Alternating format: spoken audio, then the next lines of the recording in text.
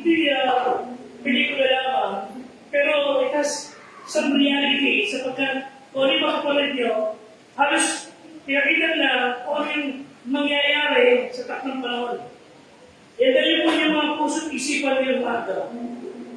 Ayaw pagkatapos natin makinig ng mensahe, you would open your heart at makita yung totoong kalagayan ng mundo in the future. Hindi mo realidad ng gusto yung uwi niya sa bahay, maliit na TV, ginig pagkatapos, laro, gagawin lahat ng bagay na parang walang mangyayari. Mga kapatid, time will come. Any moment from now, magsisimula ang napaka-bagsik na pagpapahirap ng Diyos sa mundong kinalimutan siya. Kaya may open natin isipan, mag-ianda tayo, hindi mo tayo babasa sa pagdurusa, pero yung sinabi ng mga anak, para mailigtas ang mga tao na kailangan makakalala kay Kristo. Okay, basahin po natin ang Revelation chapter 6, verse 17. Revelation chapter 6, verse 17. Begin.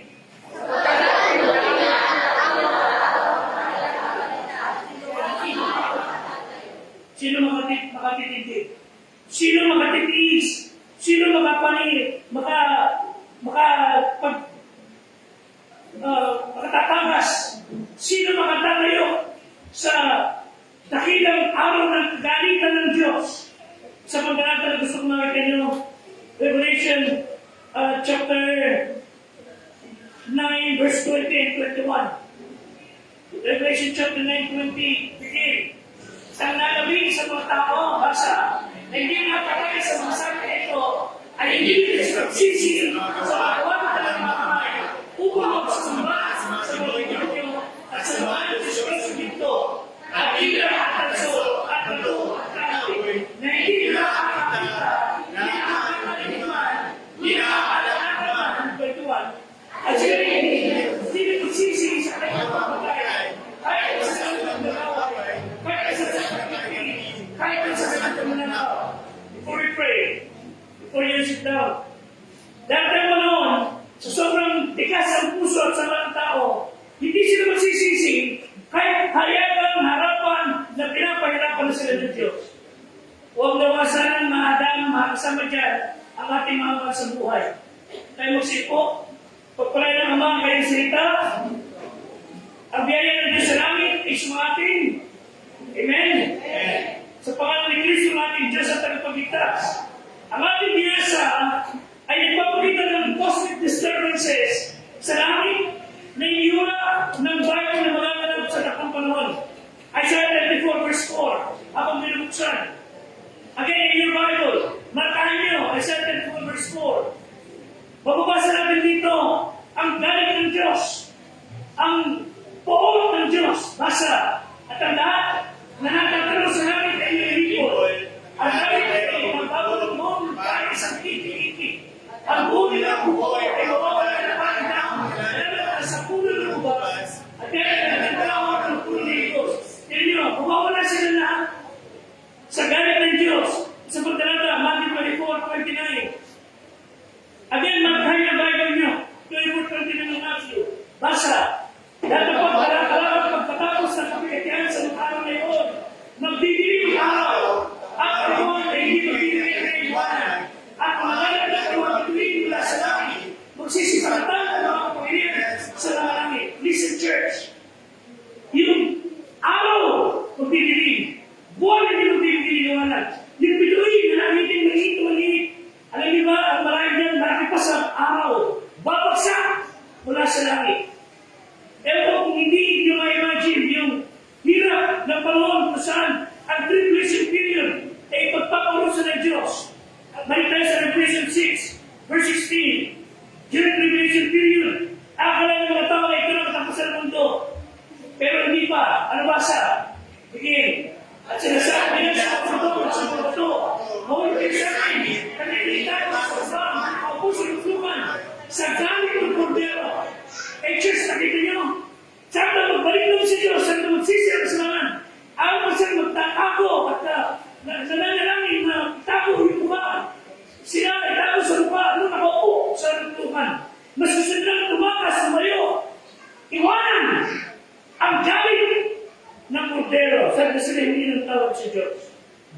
Hindi po yan nakatapusan na kapatid. Sa verse 17, kung babasahin din natin, it points to the battle of Armageddon. Walang tigil na pagpapahirap sa 27 taon. At sino makatatindig sa pagbubukas ng maraming mga parusa. Isa na dyan yung ikanin na tatak, pasimulan na simunod ng Great Tribulation, physical disturbance mangyayari. Immediately after the rapture, mangyayari naman ng tao ang pahirap ng Diyos. Magsisimula pinundong paghihirap ng mga tao na ang tao ay tribulation period. Ano magaganap? Chapter 6 verse 12. Hindi po sabi. Chapter 6 verse 12. Okay? Nakita mo na buksan niya, ikain na tatak, nagkaroon ng mga sariglong, ang araw ay, ang sabi, umitin, kaya isang masasama tayo. Buhok na itin, ang buwan ay naging kain ng dugo. Yung magandang buwan, magiging kulit dugo. Ang araw ay itin, na parang nakaitin na buhok. Apektado ang buwan, ang mga bituin. At sa last 3 verses, verse 15, sa chapter 6. Okay, hari sa lupa, prisipe, pangulo, kapitan, mayayaman, makapalian, lahat, bawat alipin, laya, nagsisipagtago sa mga yurik, sa mga bato, verse 16. Sinasabi na sa mga bato, kung kay sabi, itago kami sa mukha ng kundera na dagalit, verse 17. Sa pagkakamatin ang aadayan araw ng kadalitan, walang mga paninindigan, walang mga titiis, walang may kaya ng tumindig. Ito po ay sama-samang panalangin ng mga nakakapahamak. The prayer of the doom. Nanalangin sila sama-sama na ilulong kami sa buwan ng galit ng kordero. Pero ang tanong, sino tutugon sa kanilang tao? Sino tutugon sa panalangin nila? Yung Diyos na dati nagmamahal, kita yung tao ninyo, yung Diyos na nagmamalasakit, nakita yung inyong paglabi. Ngayon, nasalita ka ng galit. Sa akin na tao, hindi siya tutugon, mga kapatid. Dahil sa Diyos na tayo matawag sa Kanya ngayon, dahil sa Diyos na tayo pinakausap niya, dahil sa Diyos na pinakausap natin siya, John 14:14, sabi niya lahat ang mahingin ninyo, sa aking pangalan ibibigay ko. At sabi niya sa unang hari, kung ano yung gusto niyo sabihin, ano gusto mong gawin ko sa iyo, sabihin mo. Ngayon, God wants you to talk to Him. God wants you to pray. God wants you to come to Him and ask and pray. But time will come. Time will come. Dahil ang panalangin niyo, hindi ang tutukunin ng Diyos. Dahil ang dahin niyo, hindi niya papasilin.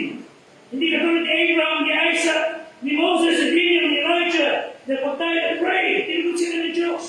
Alam sabi ng Diyos ngayon, ano ba naging sa pangalan ko, gagawin ko. God is telling you, mag-pray ka na ngayon. Kung ano gusto mong gawin, gawin ko, ibibigay ko sa iyo. Pero binabayan mo na ng tao ang Diyos. Time will come, you will have your prayer meeting of the doom. Maraming tao mananalangin. Panalangin ng sama-sama ang mga napapahamak. Ano po ang grupong bumubuo ng prayer meeting of the doom? Una, it's going to be the prayer meeting of the sinful. Na mga makasalanan. Again, chapter 6, verse 16 and 15. Sinasabi lang, takpan mo kami.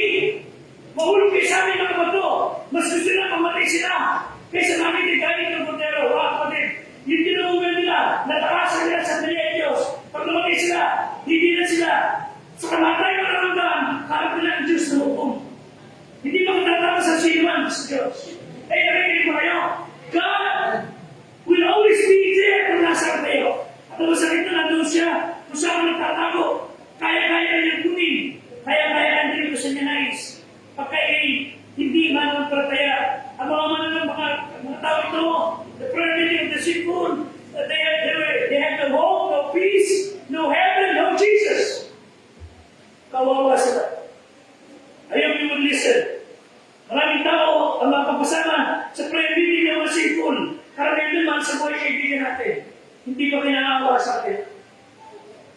Hindi pa naawa, nahahabag. Hindi ba kayo iiyak para sa kanila? Kanilang kaligtasan. Kailangan nila si Jesus. Kailangan nila ang tagapagligtas. Walang kaligtasan sa maling aral.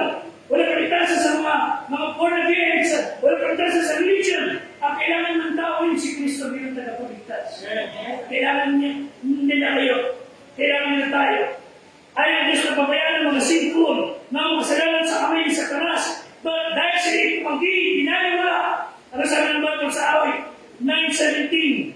Sa awit 9:17, yung sabi ng Bible. Basa. Ang masama ay mauwi sa impyerno, pati lahat ng bansa na sinunod sa Diyos. Yung siya ng impyerno, lahat ng pinalimutan ng Diyos, lahat ng ginagawa ng Diyos, ay mauwi sa impyerno. O sana mapabilang din natin mga sa buhay. Hanggang sinibuhay pa, kailangan din si Kristo. Nakapalagulit kami, bago-bago balita, kaanak ng Chinese ng Buds, binaril sa Lusagaray, mag-asawa, nakalusay duguan, sayang na buhay. Ano ko agad? Christian way ito mga ito. Yung nakita ko madaan sa loob ng maleta na may sasaksarin. Ano ko agad? Christian way ito mga ito. Yung mga napundulas sa aksidente, bata, mabanda, babae, lalaki. Christian way ito mga ito. Kaibigan, ilang pagulong ngayon nakikala ninyo, nasabihan natin sa nakaligtasan ni Kristo. Hindi buhay. Sabihin natin sila na magsisi ng kasalanan. Hanggang di pagkakataon, God wants them to come. At tuloy ng tawad, sinabi ni Kristo, Matthew 11:28, come unto me, kayo natin ang papagalan na bibigyan ng mga, at kayo ang mapagpapahingahin. God is telling you, you come to Him. Amen? You come to Him, that may oras pa. Kaya na siguro na sigbero, barbado, sakit ng ulo, at dami tayo na tapa, na hantusay, dahil sa kalasingan, doon sa release ng tren. Kahit anong sama ng tao yan, at dami tayo kaparating na tren, ikaw na madaling isipan, ma-obligate ka na siya ang daling palabas ng release na yun. Maraming tao ngayon, masarap pa ang kalakayan sa lasing, adik, patupad ng buhay, sinful. Kaya nila ang mga taga-First Baptist Church para sinakan sa Panginoon. Not only the prayer meeting of the sinful, the prayer meeting of the fearful, na mga duwag, 6:15 na Revelation. 6:15 na Revelation. Mga ari, prinsipe, pangulong kapitan, layaman, mga pagriyan, daw kalipin, daya, nagsipagtago sa yuri at mga bato. At sabi nila, itago mo kami, bato, sa mukha ng kundero na gagalit. Fearful, duwag. Hindi po katapangan ang mag-inom at mag-ayan ng away. Hindi po katapangan yung magbuli sa school, hindi katapangan yung gumawa ang kaluwa sa labas. Ang katapangan po, yung gumamit ka sa Diyos, yung humility and say, Lord, please forgive me. Yes. The fearful. Even at their prayer meeting, itago mo kami sa bato. Sila gumaling mula sa Panginoon. Hebrews 10:29. Hebrews 10:29 hanggang 31. Di po sa akin ang Bible. Gano'n kayang higpit ng parusa sa akala ninyo, basa, ang ihapon na naukol doon sa nimurak sa anak ng Diyos. At umaring di banal sa dulong tipan na nagpapulo sa Kanya. At umalikos na sa Espiritu ng Biyaya. Iibig sabihin ito mga kapatid, kung yung mga ito, na binayang wala ng Diyos, okay? Parusa ng Diyos. Mas matindi ang parusa doon sa mga nangyurak sa anak ng Diyos. Nilapasan na ganito ng Diyos. Binawi na ganito itong kalagayan na siya Diyos, sinasabing tao lang at hindi Diyos. Sinasabi na ang kaligtasan sa pagkain sa religion, hindi pagyurak sa anak ng Diyos. At sa doon niya, na sinasabi ng di malalo. The priority of the fearful ay pagkailangan si Kristo ng Diyos. Ito sa verse 30. Sa mga dating namin kinalaya ako nagsabi-sabi, ang pag-iganti, ako garanti, muli puhukuman ng Panginoon ang kanyang bayan. God will judge this nation. Verse 31. Pakilakilamot na bagay ang mahulog sa kamay ng buhay ng Diyos. And he said, it's a fearful thing to fall into the hands of a living God. Yung Diyos na nagmamahal ngayon, isang araw, Diyos na hukom, nagpapatay at nagpapabalusa sa mga tao. Huwag yung hayaan mabalas ang Diyos sa buhay ng mga mahal sa buhay niya na hindi Kristiyan. Huwag natin hayaan na maubos ang pasensya ng Diyos. At sila yung nahulog sa kamay ng kakilakilabot. At kayo kadilig na kondero. Revelation chapter 6, verse 12. So, didilim ang araw, babagsak ang bituin. Nakita nila lahat ang catastrophe na magaganap sa buong paligid, sa kalawakan. Ang kordero na nagalis sa ating kasalanan na namatay sa Kalbaryo, ngayon ay parang liyon ng mga tungan. Dati napakaang kordero, ngayon mabagsik na liyon. Bakit ito? Ano ginawa nila? John 1:11. Ano ginawa ng tao kay Kristo? John 1:11. Asa? Siya nagpapalito sa sarili niya. Hindi siya nagpapalito sa sarili niya. Pinapahan tayo ni Kristo, ano ginawa ng tao? Nagkayasan, binaya wala siya. He came to his own, and his own received not. They rejected him. Mga kapatid, again and again, I will tell you, at sarap na nakikinig sa Facebook, si Kristo ko, hindi pinili ang pupunta sa impyerno, hindi pinili ang pupunta sa langit. Papunta daw sa impyerno, dahil tinanggihan nila si Kristo. Pupunta sila sa langit, tinanggihan nila si Kristo. Pupunta sila sa impyerno, sa mga binago na nila ang kaitasan nila ng Kristo. Hell is a place where people rejected Christ. Walang pinili ang Diyos para sa impyerno. Walang pinili ang Diyos para sa langit. Kundi ang pinili niya, yung tatanggap sa Kanya, yun ang mga sa langit. Ang ayaw kay Kristo, diretso sa impyerno. He died for all, sabi ng Bible. He wants all men be saved. Prohibited of the fearful. And yan, ang mga Kristiyan, pakuya-kuya ko eh. Pahigalan lang, palit patik-tiktok lang. Walang pakailang sa buhay. Pananagutan natin sila sa Diyos. Sabi sa Ezekiel, ang dugo nila sisili sa ating mga kamay.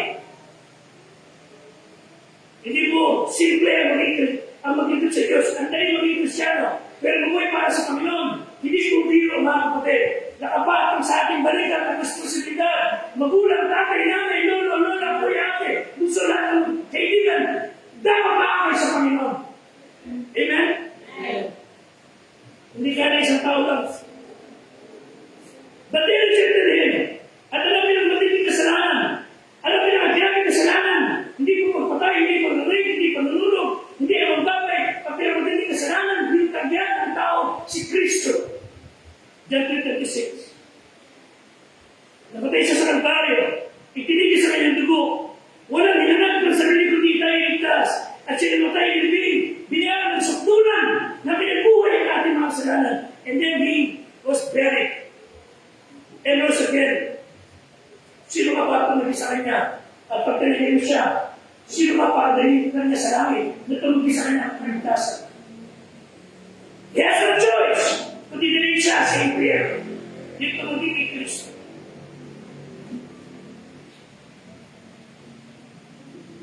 Church feeling. General Edwards, mga ng araw, when they preach about hell, ang mga tao ay nagtitigil sa upo, natatakot, dapat tumayo ako yung impyerno sa pangangalan. Pero ngayon, nagpipreach ng pastor, labas na tila at naigitig, napapakatong sa impyerno. Ang mga tao, lang. Either sila hindi Kristyano, o sila hindi pa mananampalataya. O talaga hindi nagiging sa Diyos. Primarily the sinful, fearful, powerful. Hindi lamang yung mga kasalanan sa iting tao, pati mga makapangyarihan na binabagawa sa Kristo. Revelation chapter 6, tipo sa verse 15. Pati mga makapangyarihan, hari sa lupa, prinsipe, pagulo, mayayaman, makapangyarihan, lahat sila na hindi nagsisi ng kasalanan, binali mo na sa Kristo, isang salita, itago ko pati ko to. Kahit magtago ka, hindi ko to.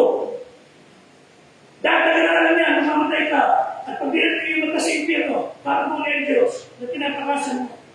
Kailangan mo daw magsisi ng kasalanan. Sa araw sa Michael Faraday, isang scientist, Kristyano, sikat sa kanyang field of electronics.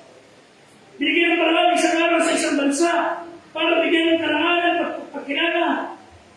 Ang dami ng mga preliminaries, and that was Wednesday, mga kapatid. Dahil Kristyano siya. Bago pa sa dumating sa araw na yun, nagano siya ng church pupuntahan. Sabi niya sa host, dapat ganitong oras, tapos na. Hindi pupunta naman ng bagay. Ang dami programa, ang dami part and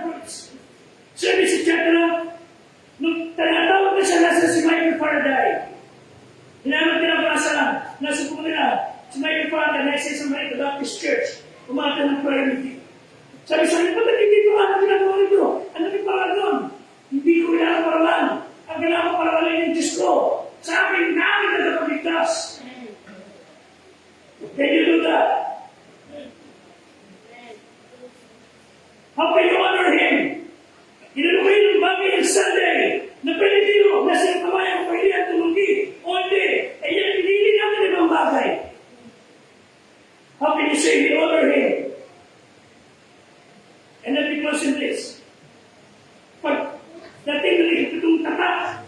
Ito mangyayari, mabibilis lang. Revelation 8:7. Revelation 8:7. Humingi ang una, nagkaroon ng granisa na apoy. May hawang dugo, itinapos sa lupa. Ang katumbang ng lupa ay nasunog. Katumbang ng pumungkaw ay nasunog. Ang landas ng damo ay nasunog. Ang buong mundo ay masusunog. Verse 8. Humingi ang kalawamin. Tuloy sa maraming mundo. Nagdiyak sa apoy. Ay nagulusok sa dagat. Katumbangin ang dagat ay nagdudugo. Ito ay mga meteorites, mga asteroids. Galing sa kaluwangan. Galing sa mundo para durugin, wasakin ang ating bayan, ang ating globo. Verse 9. Namatay ang katumbangin ng mga nilalang na nasa dagat. Mga may buhay, katumbangin sa daong ay nawalat. Nakapangingilakbot. Verse 10. Huwili kayo ng mga na hulog mula sa langit ay sa langit bituin. Naglinyag na dahil sa sulo. Noon siya katumbangin ng ilo at sa mabukan ng tubig. Verse 11. Pangalan nito ay Aheno. Katumbangin. Maraming tao namatay dahil sa tubig. Sa tubig ay mapait. Ano ba sabi sa chapter 9 verse 13? Actually, maraming ng talata. Salong apoy, fire, brimstone, ang dami ng talata. Di atin tayo basahin lahat. Maganda po yan mga kapatid. After the rapture, at ang mga tao, ano niyo sabi ng Bible? Revelation 9:20. Again, Revelation 9:20 and 21. Ano sabi ko ng Bible? Basa.